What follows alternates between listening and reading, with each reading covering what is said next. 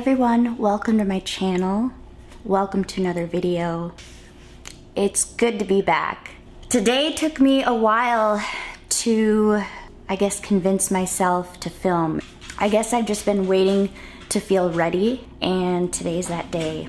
So this is a continuation of after I ran away. If you haven't seen that video, go check it out. So this is how I found hope. I guess that's what I'm gonna title this video. So here we go. Sit back, grab your coffee or tea.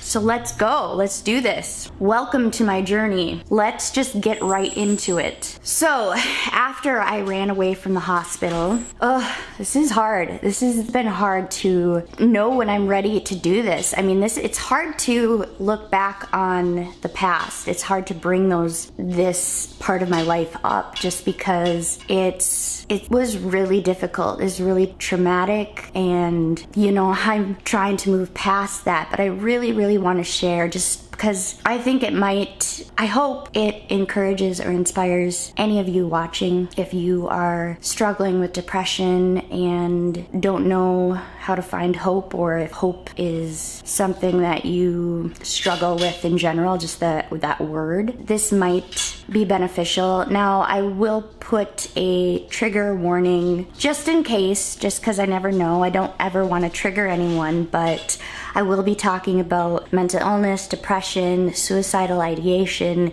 eating disorder treatment talk, and hospital talk. I won't be offended if you're not ready to watch this video, but for those of you who are okay to listen to all of those subjects, you're welcome to stay with me. Okay, so here we go. I'm stalling, I think. No, it's just hard. This is how I found hope, but getting there wasn't exactly a rosy journey. One more sip of coffee. Enough stalling. So when I returned from the hospital, things were really rough. They had to put extra security on me. They did just double lockdown security just so that I wouldn't run. And they actually took away all my shoes and slippers just so that I didn't have any footwear to go outside with. So that was really tough and really frustrating for me. Yes, I did. There was a part of me that agreed to come back, but still was really struggling with wanting to live. And my motive switched to, okay, I'm not gonna run away, but how am I going to kill myself while I'm in the hospital? Since they won't let me leave, I started strategizing ways to end my life while I was there. And just to remind everyone, I was on a court-ordered commitment to stay in the hospital, and I was medically unstable, so I wasn't allowed to discharge myself. They just wouldn't allow that. So all of my freedoms were taken away.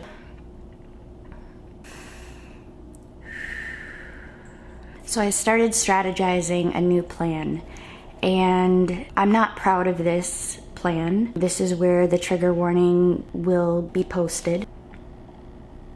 So I started to cheek my meds, and what that means is I pretended to take my medication each day, each night, and secretly hid them in my cheek, and then spit them out into a cup that I was hiding in my sleeve. And I did that every day until I had enough piled up, and then I was going to take those medications, and in my mind that would be how I would go to sleep and never wake up.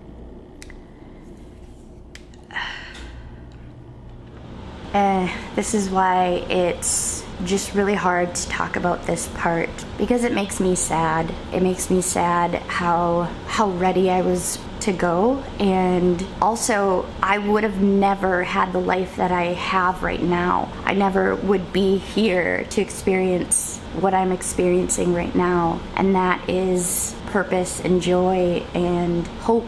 I found all those things, and so I'm saying the dark stuff to let everyone know that it is possible. It is possible to come out the other side. I just wanted to reiterate that. So I was compiling these meds, and I don't know how or why, and like I said, something was in me, you know, there must have been something in me that was still hoping that someone would help me get out of this darkness. Even though I was ready to say goodbye to everyone, I actually said goodbye in my mind to everyone, and not even my loved ones or my nieces and nephews were enough, and that kills me to say because they're everything. I love my nieces and nephews. I love my family and friends. I'm so blessed to have so much support, and it didn't matter back then because I was so depressed. I was so defeated. I was exhausted from fighting. I was sick of my illnesses. I didn't see the point of eating if I didn't want to live, and I was sick of fighting with the nurses and the staff, and I was just so depleted and drained and malnourished. And on top of that, I mean, it's just that deep depression, and then the grief of my husband. I didn't see a future for me. I didn't see the next hour. I didn't see the next day. It was just impossible to fathom that there was any hope. I couldn't find hope. I didn't know what that word meant, and I was kind of on this mission to find it, but at the same time just so exhausted from thinking, from trying. I was just at the bottom. I've never been that rock bottom before. I was just done. So I was saying goodbye to everyone and couldn't wait to die, couldn't wait to see my husband. And so I had my pills piled up in my room, and I was like a master hider, and I'm not proud of that either, but they did do room searches, and they never found my hidden stash. I was meeting with the psychiatrist one day, and he didn't know what to do either. The nurses didn't know what to do. They just didn't know what to do with me, and I felt like I was just taking up space, and that was a regular word that I said, was I was taking up space. Someone else could have my room that actually wanted to get better, and I just felt like I was dead space. The psychiatrist was just sitting with me, and he's like, what should we do? I'm like, let me die. He's like, well, we can't do that. And like, and then I kind of hinted that I had a plan. And then he was like, okay, what in here? And I sort of confessed that I've been compiling meds, and then they did another thorough room search, and they found my stash, and that was kind of it. I couldn't stay in that facility anymore. They felt like they couldn't keep me safe anymore, and so they transferred me to the psych ward again. So that was the worst and best decision. I mean, in their minds, that was the best decision. In my mind, I knew the psych ward. I'd been there before. I know that I could work out until I pass out. They don't make their patients eat. They don't know what to do with people with eating disorders, and I mentioned this in another video talking about the psych ward versus eating disorder treatment. That's another earlier video of mine. I said that the psych ward doesn't know what to do with people with eating disorders. So when I found out they wanted to transfer me to the psych ward, I said, okay, at least I can be with my eating disorder, and then that's how I'll die. But it was a locked facility. The eating disorder treatment wasn't locked, hence that's why I could run away. So they had me transported there. You know, they called the ambulance. They had me strapped to, you know, the stretcher bed and put me in the ambulance. I just was like kind of beating myself up for confessing that I had my pills, because then now my plan's just prolonged. I have to think of a new plan. But when I was at the psych ward, that's where things kind of turned around. Okay, so here's where it gets better, everyone. Okay, so stay in your seats, don't leave yet. Okay, I promise things are getting better. I promise. Now, I won't disclose any names of anyone just for their privacy. I won't disclose the name of what psych ward I was at. You can message me separately just because I know the different psych wards and I know kind of their programs and what kind of is the best program just because I experienced them all. So, and I had a choice. They're like, which one do you want to go to? And I said, okay, this one. And so I'm at the psych ward and still depressed as ever, still trying to think how I can just end it all, and then but still searching for hope. And I know that I asked everyone, I asked all the nurses, I'm like, I don't know, I don't have hope, I don't know how to find it, I don't know how to define the word. And the thing I liked about this facility was they had really good groups. And I'll tell you about the different groups and how they helped. And they actually let me go to them. So let me back up. When I was at the eating disorder treatment, this is where they did go wrong. And there's good and bad of every place. And I'll say this again, there's not a perfect treatment facility. There's not a perfect psych ward. It's what you put into it. It's how you use the program, and there's good and bad. The eating disorder treatment, what they did was if you didn't eat, they took away stuff. So you weren't allowed to go to groups, that you couldn't leave your room. So they did that kind of method of kind of dangling a carrot in front of you, and if you do good, you can do this. And that's not how I work.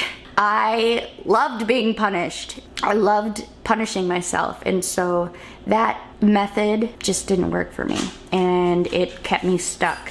It actually got me more stuck. So the psych ward, I could actually, no matter what I did, I could go to the groups. They didn't make you eat, but I was able to walk around the facility, and I think that was really, really a nice change for me at that moment. And I remember going to this one group, and the group was called Finding Hope. And I'm just like, finally, they have groups here that make sense. They had a medication management group that just told more about your diagnoses and how to, the different kind of medications you were taking and how to manage them. They did have music therapy and they had art therapy and all that stuff, but then they had Finding Hope. And so I remember this exercise. Oh, they had a journaling group too. I'll talk about that next. But the Finding Hope was, we had this construction paper and we made a sun, okay? I don't have it in front of me, and my memory is a little fuzzy with this particular exercise. I'll do my best explaining it, but the gist is you wrote down what was important to you. I could still remember what used to be important to me. I know my nieces and nephews were important to me. So anyways, the sun was the base, that was hope, and all of the little rays were interests, or what you remembered you used to, because at this time I had no hobbies, I had no interest.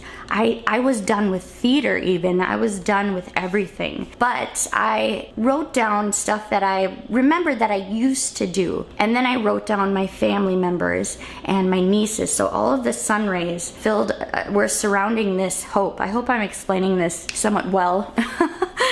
So anyways, all my family members were the rays of the sun. And it just was a cool exercise to actually see, the family could be helping me get to hope. It just was a really nice visual for me to look at. And I hung this up in my room because I really believed that if you look at something enough times, or if you tell yourself something enough times, you might begin to believe it. So I hung that in my room, and it was just nice to see some color on those plain white walls. It was such a drab room, and I hung that on the wall, that colorful sun with the sunbeams of all of my elements that could help me figure out what hope was. And then I had this nurse. Now, I really, really want to write thank you notes to this staff because they really saved my life.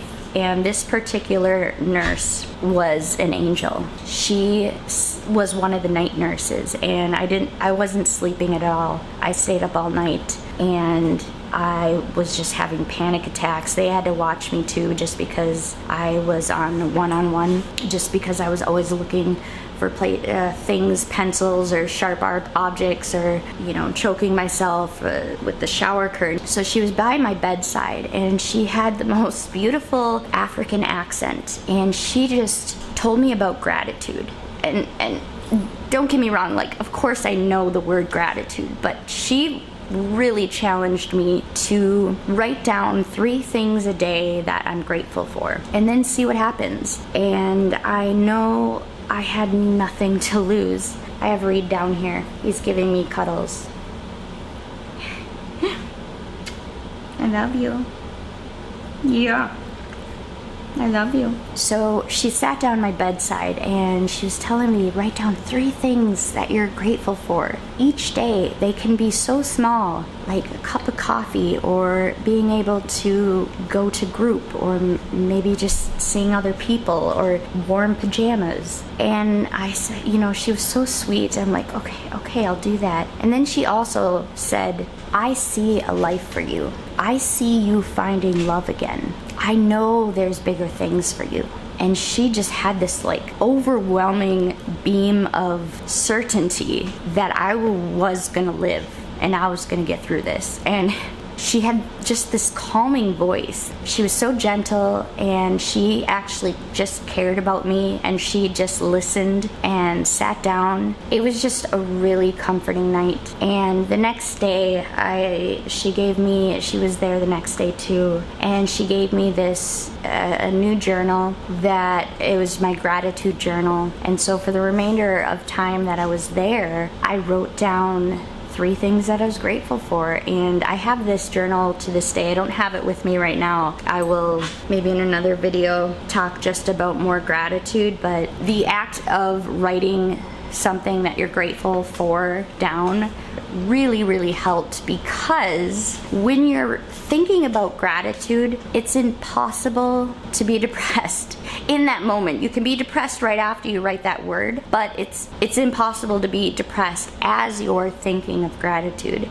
And so for that split second of thinking of those 3 things, I had this peace, and this drive started to come back to me. And I just kind of played around with the fact, what if I didn't kill myself yet? And I started to use that language, because nothing was final, nothing was decided, it was just delaying. And that really helped for me to think about, I'm not taking it off the table, I'm just gonna delay it. I'm just not gonna kill myself yet. And the more and more I delayed it, the more and more I got to fill myself up with gratitude and kind of experience this newfound hope that was just kind of like a little glimmer of light. And that light began to grow, and I really kept up my gratitude journal. I dedicated my Instagram to posting gratitude. Check out my Instagram, it's TJ Chooses Life. You can kind of see my gratitude journey there. As I stayed there, I stayed there for quite a long time, and my eating disorder was getting worse there, I have to admit, but I was going to groups. I was starting to talk to other people, which was a huge step, because I'm the person that is curled up in the chair, head down, in the knees, and not talking to anyone. And I started to let myself get connected with others. And connection is huge with people that are struggling with depression or any mental illness. Connection is what keeps us together. It's what helps us to move forward. We need others. We need support. We need friends. We need family. We just need others to talk to. We need others just to be next to. Even introverts need connection. And so I was allowing myself to not just stay in my room and to listen to other people's stories and talk. And I actually made a couple of really good friends that I still stay connected to this day. And with that connection, with that hope, with that environment that I was in, with them letting me go to groups, treating me like I wasn't a lost cause, and I was able to go to art and create stuff. There was art therapy, and that was really calming. There was a massage chair that I stayed in. I was just like letting myself feel senses again. And when you're that depressed, like you kind of disassociate and turn off everything. Like you stop noticing things around you, that you don't let yourself feel anything good. And so that they had this massage chair that was just wonderful just to sit in, and painting. I painted there, and that was really, really healing. I was there weeks and weeks, and when I was finally able to discharge, they actually let me discharge. I didn't go back to the eating disorder facility. I went home because they put some stipulations, and they said if you miss one appointment you're going back in. So I had a lot of stipulations. I had to do intensive outpatient. I had a lot of things that I had to follow while being on the court commitment. But at least I had this new feeling to keep going. So I was still like, maybe I'll try living a little bit longer. As I began this gratitude journey, and I kept journaling and I kept writing gratitude, it just grew and grew, and it kind of clicked like in my mind, this is my purpose. Because I was also struggling with purpose. I didn't know why I was here on this earth. I didn't know what I was supposed to do. And I wanted to make a difference, and I wanted to inspire other people, but I didn't know how, and this is how I'm supposed to do it. So it clicked in my mind that this is my purpose. I wanted to share with others that by choosing gratitude, by forcing myself to write down gratitude every single day, and it has to be every single day, that gave me hope. And they're all intertwined. So by doing gratitude is how I found hope, and that's what helped me choose life. And I felt like I was choosing life every day. I had to choose life. And that's when I changed my Instagram to TJ Chooses Life, because it is a choice. Mental illness is not a choice, and struggling with what I've struggled with was not a choice. But I believe it is a choice to take that step, take the next step.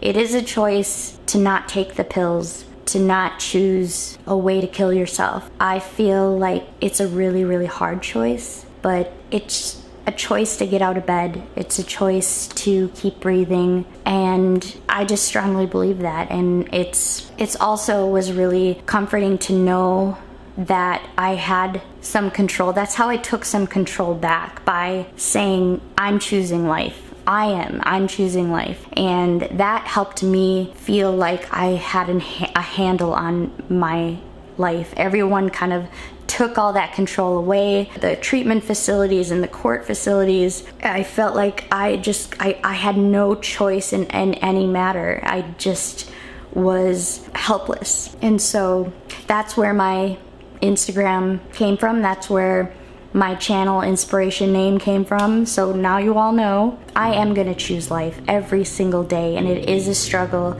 and I will continue to choose life. And I'm so glad I did, because I would have missed everything that I've experienced so far. I would have never found love again. I would have never moved into a beautiful apartment with my boyfriend. I would have never had a dog. I would have never had Reed. I wouldn't never have seen my niece's birthdays and my nephew's birthdays.